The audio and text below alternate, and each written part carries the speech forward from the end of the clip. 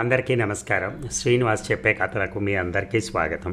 ఇప్పుడు మనం వినబోయే కథ సయ్యద్ సలీం గారు రచించినటువంటి ఆమెకు నచ్చిన కథ. ఈ కథ 1996లో మనకు ప్రచురితమైంది.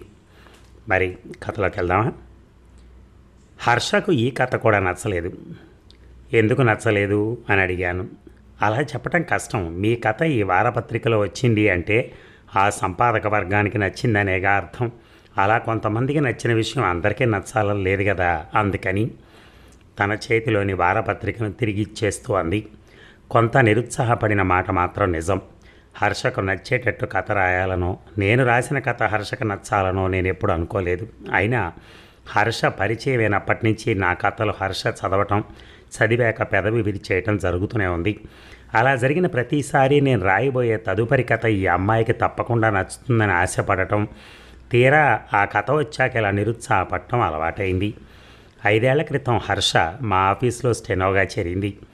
మరీ అంత అందం కాకుండా చూడగానే చక్కగానే ఉంది అని అనుకునే అంత అందం. కొద్దిగా సామాను ఛాయ. ఎటొచ్చి ఆ కళ్ళే కలలు కంటున్నట్టు ఎక్కడో విహరిస్తున్నట్టు ఉంటాయి. హర్ష చాలా తెలివిగల పిల్ల. చాకు లాంటి పదునుంది ఆమెలో. మా ఆఫీసులో అంతా కలిపి 10 మందికి మించి ఉండరు. నేను హర్ష తప్ప. మిగతా అందరూ 40 పళ్ళు ఉన్నవాళ్లే.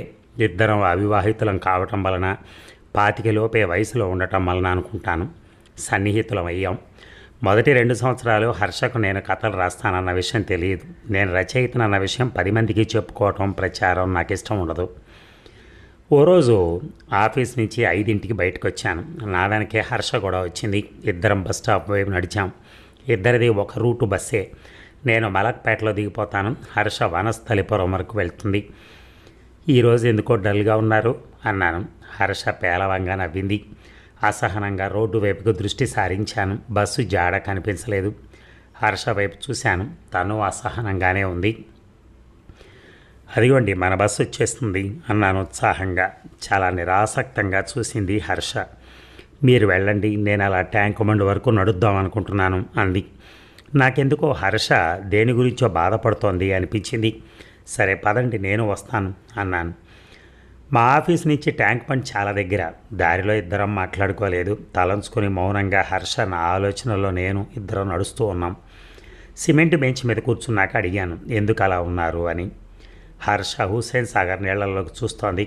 సూర్యుడు పడమటకు వాలిపోతున్నాడు. ఆకాశం నిండా అరుణిమ పులుముకుని ఉంది. మనసేం బాగోలేదండి అంది హర్ష. అది తెలుస్తూనే ఉంది. కారణం చెప్పండి, నేనేమైనా చేయగలిగితే నాకు చేతనైన సాయం చేస్తాను. కష్టాలు చెప్పుకునేది ఎవరో సాయం చేయాలని కాదు, మనసులోని బరువు తగ్గుతుందని. అయినా కొన్ని రకాల కష్టాల విషయంలో ఎవరు ఏమీ చేయలేరు. నేను పొరపాటుగా మాట్లాడానని అర్థమైంది. నిశ్శబ్దంగా కూర్చున్నాను. మన ఆఫీస్లో మీరొక్కరే నాకు ఆప్తుడిలాగా, ఆత్మీయుల్లా కనిపిస్తారు. అందుకే మీకు చెప్పాలనిపిస్తుంది. మా నాన్నగారి అకాల మరణం చూసారా? మా జీవితాలను ఎలా చిన్నాభిన్నం చేసిందో. నేను హర్ష వైపు చూడకుండా శ్రద్ధగా వింటున్నాను. అమ్మకు అనారోగ్యం, చెల్లెలి చదువు ఇంకా పూర్తి కాలేదు, తమ్ముడు ఇంకా పసివాడే. చూసారా, ట్రాజడీ కథల్లోని అన్ని కష్టాలు నా జీవితంలో ఉన్నాయి. హర్ష కళ్ళల్లో నీళ్లు. వాటికి ఎప్పుడో మీరు అలవాటు పడి ఉండాలి హర్ష.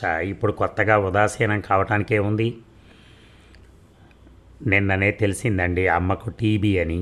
హర్ష కొద్దిగా వెక్కుతోంది. దానికే అంత బాధపడాలా? అదేం భయంకరమైన వ్యాధి కాదు. దానికి ఇప్పుడు చాలా మంచి మందులున్నాయి అన్నాను ధైర్యం చెప్తూ. నా బాధ అది కాదండి. నా జీతం ఇంటి అవసరాలకి, చెల్లెలి తమ్ముడి చదువుకు సరిపోవటమే అంతంత మాత్రం. ఇప్పుడు ఈ వ్యాధి అంటే బలమైన ఆహారం పెట్టాలి, ఖరీదైన మందులు కొనివ్వాలి. ఆగిపోయింది హర్ష. ఆమెను కలవర పెడుతున్నదేమిటో నాకు అర్థమైంది. అప్పటి నుంచి హర్ష నేను మరీ సన్నిహితులం అయిపోయాం. ప్రత్యక్షంగా సహాయం చేస్తే హర్ష గాయపడుతుందని తెలిసి పరోక్షంగా సహాయపడేవాడిని. ఆదివారాలు హర్ష నా గదికి వచ్చేది. అలా రావటం ప్రారంభించాకే తనకు తెలిసింది నేను కథలు రాస్తానని. మరి ఇన్నాళ్ళు చెప్పనేలేదే? నా దగ్గర కూడా దాచే రహస్యాలు ఉన్నాయన్నమాట అంది ఉక్రోషంగా. నా దగ్గర కూడా అనటంలో ఉద్దేశం అర్థమై నేను మనసులోనే నవ్వుకున్నాను. అప్పటి నుంచి నేను రాసే ప్రతి కథ చదివి బాగాలేదు అంటాం పరిపాటైపోయింది. అయినా ఎప్పుడూ పేదవాళ్ళు, కూలీవాళ్ళు, దీనులు, హీనులు అంటూ రాస్తారేమిటి? సామాజిక స్పృహ అంటే అదేనా అర్థం? సమాజం అంటే అట్టడుగు మనుషులేనా? మన మధ్యతరగతి జీవితాల్లో ఎన్నెన్ని కథలు లేవు, ఎన్నెన్ని సంక్లిష్టతలు సమస్యలు లేవు, అయినా మీరెప్పుడూ వాటి జోలికి వెళ్ళరు. జీవితంలో ప్రధానమైన సమస్య ఒక్కటే, ఆకలి. మీరు చెప్పే మధ్యతరగతి సమస్యలు సగం మానసికమైనవి, మరో సగం వాళ్లకు వాళ్ళు సృష్టించుకునేవి. మానసికమైన సమస్యలు సమస్యలు కావా? అది జీవితం కాదా? ఆ సంఘర్షణ రాయటానికి అర్హమైంది కాదా? మొన్నటి వరకు ఈ చిన్న ఉద్యోగం దొరికే క్షణం వరకు నేను ఆకలితో పోరాడుతూనే ఉన్నాను. అన్నిటికంటే బలమైన నిజమైన సమస్య ఒకటే, ఆకలి. ఈ ప్రేమలు, విడిపోవటాలు, ఈ విరహాలు, మనస్తాపాలు, అనుబంధాలు, కృత్రిమమైన జీవన విధానంలోని రంగులు, హంగులు నాకు నచ్చవు. ఇవన్నీ మనకు మనం కల్పించుకుని మన అహాన్ని తృప్తిపరచుకోవడానికి ఆడుకునే నాటకాలు. హర్ష ఒప్పుకోలేదు. నేను ఒప్పించడానికి ప్రత్యేక ప్రయత్నాలు ఏమీ కూడా చేయలేదు. నేను వ్రాసిన ఒక కథకి ఉగాది కథల పోటీలో బహుమతి వచ్చింది. ఆ కథ హర్షకు తప్పకుండా నచ్చుతుందనుకున్నాను. అందులో ఒక వేశ్యతో ఒక అతనికి స్నేహం ఏర్పడుతుంది. ఆమెలో తనకు పరిచయమైన మిగతా స్త్రీలలో లేని నిజాయితీ అతన్ని ఆకర్షిస్తుంది. చివరికి ఆమెను పెళ్లి చేసుకుంటాడు. అది కథ. ఇంతేనా? ఇందులో హృదయాన్ని స్పందింపజేసే విషయం ఏముంది అని తేల్చేసింది హర్ష. అవును, మీ ఆకలి కేకలు లేవే అని ఎగతాళి చేసింది. మంచి భర్త, చక్కని పిల్లలు అని కలలుగానే ఆడపిల్లలు వేశ్యలుగా మారేది ఆకలిని చల్లార్చుకోవటానికే అన్నాను. కళ్ళు కలల్లో ఆరబోసుకుంటున్నట్టు విప్పార్చి చూసింది. ఏమో, నాకు నచ్చలేదు బాబు మీ కథ అంది పెదవి విరుస్తూ. ఓ ఆదివారం హర్ష నా గదిలో కూర్చునుంది. ఏమిటి విశేషాలు అని అడిగాను. ఏం చెప్పాలన్నా భయమే. మీ రచయితలతో ఇబ్బందేనండి. ఎక్కడో ఏదో కథలో ఇరికించేస్తారు. అయినా ఎవరి మాటల్లో ఏ సంఘటనల్లో కథకు ఫ్లాట్లు దొరుకుతాయా అని ఆవురుమంటూ ఎదురు చూస్తూ ఉంటారు అంది. నేనెప్పుడూ ఫ్లాట్ల కోసం వెతుకుతున్నట్టు గుర్తులేదు. వెతుక్కున్నట్టు కథ రాయటం కోసం వెతికి వేటాడి ఒడిసి పట్టుకుని అక్షరాల్లో బంధించి ఎంతటి అసహజత్వం. అందుకే నేను 6 ఏళ్ల రచనా జీవితంలో డజన్ కథల్ని మించి రాయలేకపోయానేమో. ఎప్పుడో ఏ భావమో హృదయాన్ని తాకినప్పుడు, ఏ అనుభూతో గుండెల్ని కదిలించినప్పుడో, ఏ ఊహో మనసును మెలిపెట్టినప్పుడో దాన్ని సంఘటనలుగా పేర్చి 10 మందితో పంచుకోవాలన్న తపనతోనే రాస్తాను తప్పితే హర్షకి చెప్పిన అర్థం చేసుకోలేదని తెలిసింది కాబట్టి మౌనంగా ఉండిపోయాను. ఈ మధ్య ఏమీ రాయలేదా అని అడిగింది కుతూహలంగా. రాసేసిన కథల్ని, ప్రింట్ అయిన కథల్ని చదివి అంత నిరాశను, అయిష్టాన్ని ప్రకటించిన హర్ష కొత్తగా రాసిన కథల గురించి అంత ఉత్సాహంగా అడగటం నాకెప్పుడూ పజిలే. ఓ వారపత్రిక పంపిద్దామని వ్రాసి ఉంచిన కథని ఇచ్చాను చదవమని. చాలా దీక్షగా చదివింది హర్ష. అందులో ఒక పాలేరు జీవితం, అతని అమాయకత, భూస్వామి దౌర్జన్యం, దోపిడీ గురించి రాశాను. హర్షకు ఎలాగో నచ్చదని తెలుసు కాబట్టి ఆమె అభిప్రాయం కోసం ఎదురు చుట్టం మానుకున్నాను ఈ మధ్యన. నేను ఊహించినట్టుగా హర్ష కూడా ఆ కథ గురించి ఏవి చర్చించలేదు. వాళ్ళ అమ్మ ఆరోగ్యం, చెల్లెలి ఫైనల్ ఇయర్ పరీక్షలు, తన కష్టాలు, కన్నీళ్లు చెప్పుకుంది. అమ్మ పెళ్లి ప్రస్తావన తీసుకొస్తోంది. మీరే చెప్పండి, పెళ్లి చేసుకుంటే అమ్మ, చెల్లి, తమ్ముడు ఏమైపోతారు? అయినా నా పరిస్థితుల్ని సహృదయంతో అర్థం చేసుకునే మగవాడు దొరకద్దు అంది.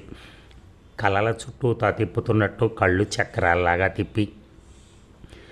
నేను కూడా హర్షతో ఏకీభవించాను. కొన్నాళ్ళు పెళ్లి చేసుకోకపోవటమే ఉత్తమం అని చెప్పాను. వయసు మన కోసం ఆగుతుందా అంది దిగులుగా. పోనివ్వండి, ఆగినా ఒరిగేదేమిటి, అర్థం లేని సుఖం అన్నాను.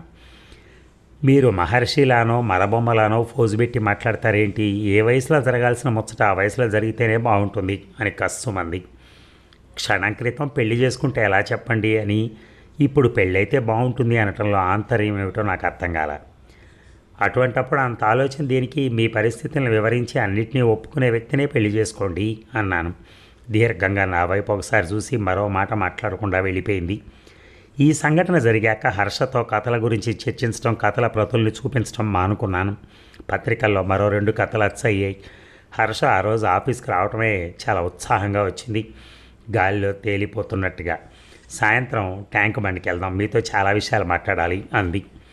రోజు ఆఫీసులో సాయంత్రాలు, బస్ స్టాప్లో, ఆదివారాలు మా గదిలో మాట్లాడుకునే మాటలు కాక ఈరోజు సాయంత్రం ట్యాంకు బండి మీద ప్రత్యేకంగా మాట్లాడాల్సిన విషయాలు ఏమిటో మరి అంతుబట్టలేదు. మీరు రాసిన ఫలించిన కళ అనే కథ చదివాను నిన్న అంది ఉపోద్ఘాతంగా ట్యాంకు బండి మీద. మీరు నాకు చెప్పనేలేదే, అనుకోకుండా చూడటం జరిగింది. అమ్మో, అది మిస్ అయ్యి ఉంటే ఆగి నా వైపు చూసింది. ఎంత బాగా రాశారో, అద్భుతంగా ఉంది కథ, కళ్ళు అరమోడుపులు చేసింది. షాక్ తిన్నాను. ఆ కథలో అంత అద్భుతమైన విషయం ఏమీ లేదు, చాలా మామూలు కథ. అసలు అందులో మీరు నీరజని ఎంత చక్కగా వర్ణించారో. ఓ క్షణం ఏమి రాశానా అని గుర్తుకు తెచ్చుకున్నాను. నీరజది పర్వాలేదనిపించే అందం, సామాను ఛాయ, ఎటొచ్చి ఆ కళ్ళే కలలు కంటున్నట్టు అని రాశాను. నిజం చెప్పండి, ఆ కథ నన్ను దృష్టిలో పెట్టుకునే కదూ రాశారు అంది కళ్ళు స్వాప్నిలం అవుతుండగా. ఆ కథలో ఒక నిరుద్యోగి ఉంటాడు, అతను రచయిత. అతనికి నీరజతో పరిచయం అవుతుంది. నీరజ కూలి పని చేసుకునే పిల్ల. ఆమెకు టీబీతో బాధపడే తల్లి, ఓ చెల్లెలు, ఓ తమ్ముడు ఉంటారు. నీరజ బాధ్యతల్ని తను స్వీకరించడానికి ఇష్టపడి ఆమెను పెళ్లి చేసుకుంటాడు. అతను కూలి పనికి సిద్ధపడతాడు. హర్షకి ఇన్నాళ్ళు నా కథలు ఎందుకు నచ్చలేదో అర్థమై నేను ఆశ్చర్యపోయి చూస్తున్నాను. కళల్లో తేలిపోయే కళ్ళతో నా వైపు చూసింది. నాకు తెలుసు ఆ కథలో నీరజ నేనే అంది మత్తుగా కళ్ళు మూస్తూ. అదండి కథ. అంటే స్వభావాలకు విరుద్ధంగా ఉండే కథలు, అంటే వాళ్ళ పరిస్థితులకు విరుద్ధంగా ఉండే కథలు విన్నప్పుడు ఆమెకు అంత ఆనందం అనిపించలేదు. కానీ ఎప్పుడైతే వాళ్ళింట్లో జరుగుతున్నటువంటి కొన్ని సన్నివేశాలు అక్కడ కనపడుతున్నట్టుగా, కథలో కనపడుతున్నట్టుగా ఆమెకు అనిపించి ఆమె దానికి రెస్పాండ్ అయింది. మనకున్నటువంటి పరిస్థితులను బట్టే మనం రెస్పాండ్ అవుతూ ఉంటాం బేసిక్గా. అదే జరిగింది ఈ కథలో కూడా. అందుకే ఆ కథ ఆమెకు నచ్చింది. అది మిగతా వాళ్ళకి నచ్చకపోవచ్చు, కానీ ఆమెకున్న పరిస్థితులు ఆమెకు నచ్చేటట్టు చేసే ఆ పరిస్థితి. సో మిగతా వాళ్ళకి ఆ పరిస్థితి లేదనుకోండి, అది అంతగా ఫీల్ అవ్వకపోవచ్చు. రచయితకి ఇలాంటివి వస్తూనే ఉంటాయి, చాలా విమర్శలు వస్తుంటాయి, అలాగే పొగడ్తలు కూడా వస్తుంటాయి. ఈ పొగడ్తలు వచ్చిన వాళ్లకు ఆ కథ వాళ్ళ జీవితాలకు మేబీ కొద్ది దగ్గరలో ఉండొచ్చు, అంతే, వేరేదేం లేదు. మనం ఇచ్చే ప్రతిస్పందన బట్టి ఏదైనా. Thank you.